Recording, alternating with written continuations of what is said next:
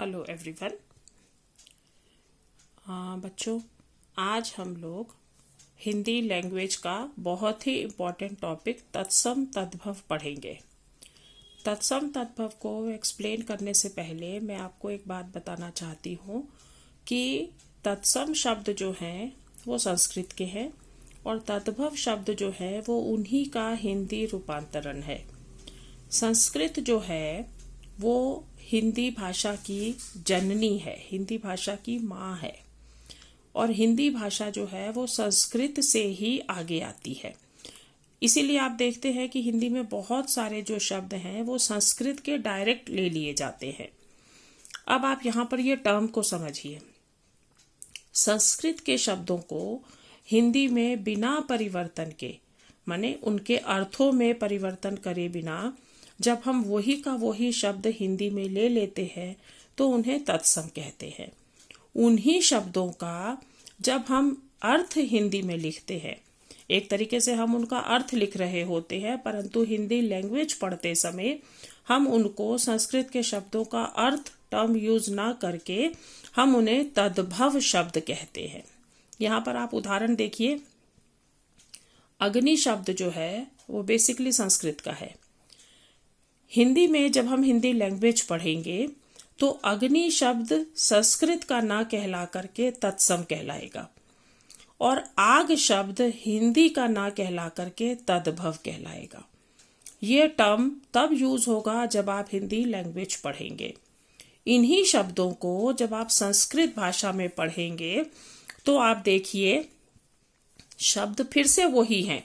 यहाँ आप देखिए अग्नि शब्द है, उसका अर्थ आग है, परंतु जब आप संस्कृत भाषा पढ़ रहे होंगे तब हम अग्नि और आग को शब्द अर्थ के टर्म में यूज करेंगे और जब आप हिंदी लैंग्वेज पढ़ रहे होंगे तब हम अग्नि और आग को तत्सम तद्भव की टर्म में यूज करेंगे। आप इसको और उदाहरणों से समझिए। देखिए बच्चों, शब्द वही होते हैं, संस्कृत भाषा के ही शब्द होते हैं जिन्हें हम संस्कृत पढ़ते समय शब्द अर्थ मान लेते हैं और लैंग्वेज पढ़ते समय तत्सम और तद्भव मान लेते हैं। ये देखिए, तत्सम और तद्भव मान लेते हैं।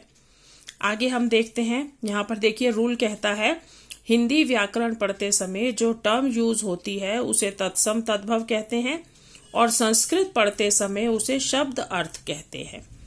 और आप एग्जाम्पल देखिए, नृपः, संस्कृत पढ़ते समय नृपः शब्द जो है ये संस्कृत का शब्द है और राजा इसका मीनिंग कंसीडर हो जाएगा, तो संस्कृत पढ़ते समय ये शब्द अर्थ का टर्म ले लेंगे, परंतु हिंदी व्याकरण पढ़ते समय नृप और उसका मीनिंग राजा तत्सम और तद्भव का टर्म यूज करेंगे।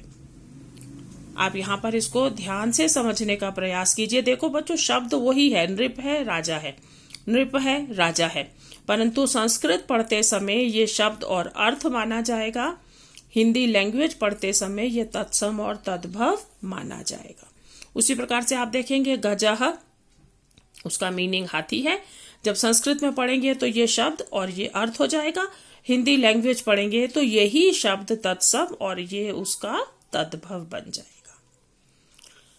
इसी प्रकार से आप जितने भी शब्द संस्कृत में देखेंगे वो बस अंतर केवल बच्चों सिर्फ इतना आपको नोटिस में आएगा कि संस्कृत के शब्द जब आप संस्कृत लैंग्वेज पढ़ेंगे तो विसर्ग लगा होगा और वही शब्द जब आप हिंदी में तत्सम तद्भव की टर्म में पढ़ेंगे तो विसर्ग हट जाएगा। यहाँ नृपः है और यहाँ पर नृप हो जाएगा, यहाँ गजः है और तद्भव के लिए ये गज और ये हाथी हो जाएगा।